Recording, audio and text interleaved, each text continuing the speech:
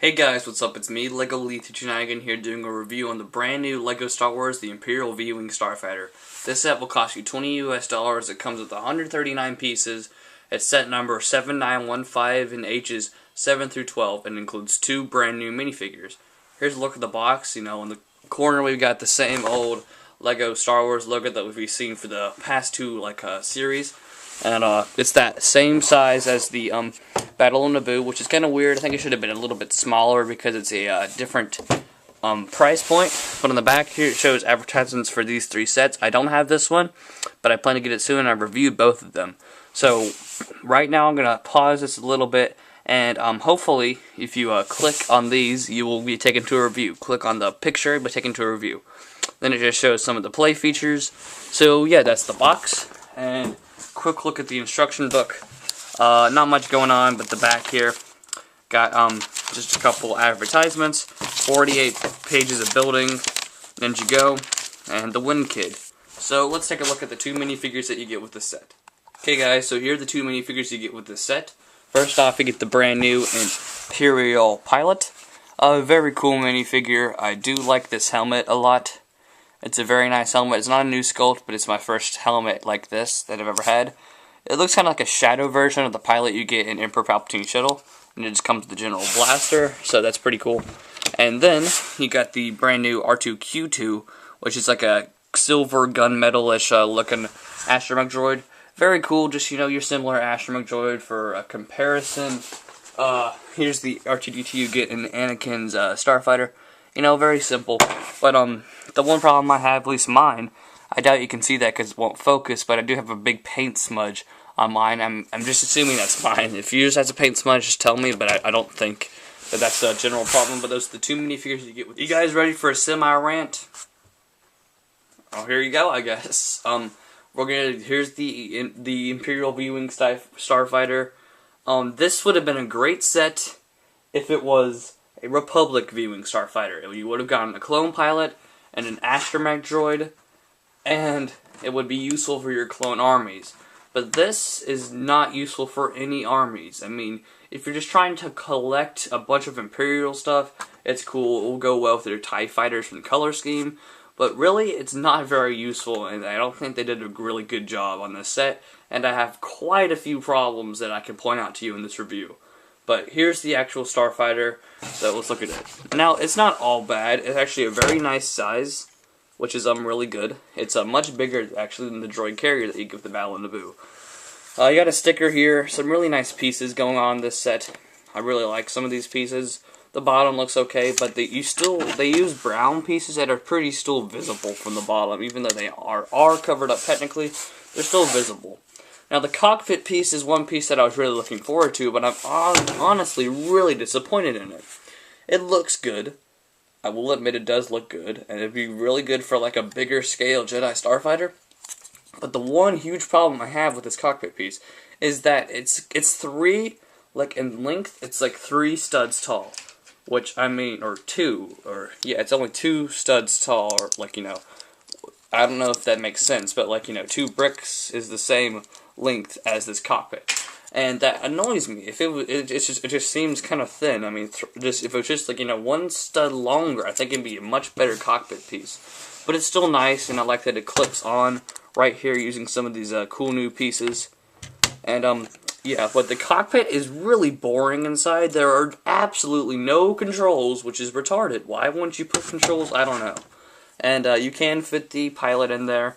There's no place really to store his gun. It just tells you to put him with his gun in his hand. But I mean, the gun really wasn't a necessary piece to get with this set. Then you can close it up. Looks pretty decent inside. But yeah. Then back here, you can see you just got some nice detail. There's stickers on the side, and these little flaps move up and down. And there's an Imperial sticker there. Then right here, this is where the huge problem is. You know, when I first saw the prototype pictures, I was assuming that, you know, you lift that up and you can stick the astromech droid down inside. No, you can't. The way you put the astromech droid on this ship is terrible.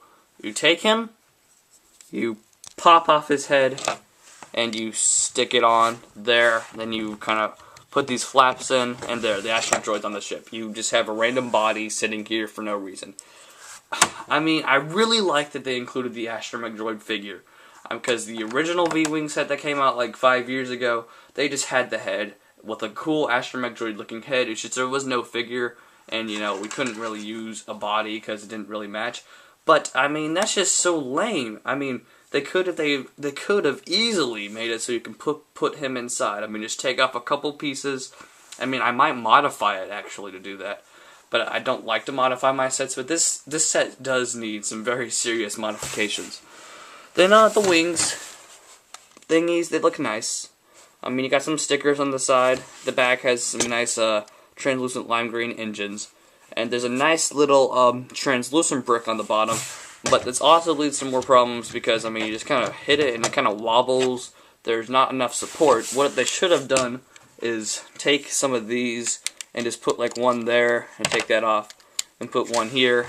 And then, I mean, it still wobbles a little bit, but not nearly as much. But that's all we got. I mean, why couldn't they put two of these on the bottom? I don't know why. But now we're going to go on to the wing feature. Well, first off, obviously you probably know that this is not the regular mode the TIE Fighter or the V-Wing Fighter is supposed to be in. You just push the wings down, and both of them move at the same time because of the gimmick in there. And it's in flight mode. It looks great in flight mode. It's a great looking ship. I can't complain on the looks at all. I mean, from here, it looks like a great ship. From here, it looks like a great ship. But from the front, it looks good, doesn't it? Well, if you don't notice, if you go back to the back, right here we had these really big gears sticking out. On the other side, there's no gears. I mean, why couldn't they just put two gears on each side? It would have made it perfectly symmetrical and much better looking. Or why couldn't they put this on both sides? It would have made the same thing, perfectly symmetrical and much better looking. But it really annoys me when things just have those little things that make it unsymmetrical. It's kind of annoying. Another thing that annoys me is that you can fold it in like this, because this is the way I like the V-Wing to go when it's like not in flight mode. But on the bottom, they don't fold in. Like this one has to overlap the other side. So, I mean, there's just lots of problems on this thing. I mean, there are some cool things. I like that the cockpit can open. But then another problem with the inside of the cockpit, there's no controls. I probably already said that, didn't I? But, yeah, I mean, I'm sorry that I'm ranting so much on this set, and I've been ranting for like the past 5 minutes, but I really think that this has some major problems. So, let's get on to my final rating, which won't be very good. Okay, so my final rating for this set, you guys guessed it. I'm going to give it a 5 out of 10. I don't really like this. It gets worse over time, it never gets better, and it's not a very good set. Unless you really think it's a good vehicle and you're building an Imperial Army, do not buy this set in any means. I'm lucky enough that I got this on sale at Toys R Us because I had some like $10 off thing and something. I got it on sale for 13 bucks. It's not worth 20. 13 would have been a good price, or 15, but it's not worth 20. I don't think you should go out and buy this set. Sorry I ranted so much in this video. I don't really like ranting, but if I have to, I have to. I just want to warn you guys about some sets that I don't really like.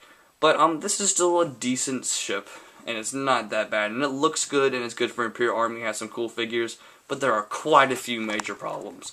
So this is LEGO Lisa 29 signing off.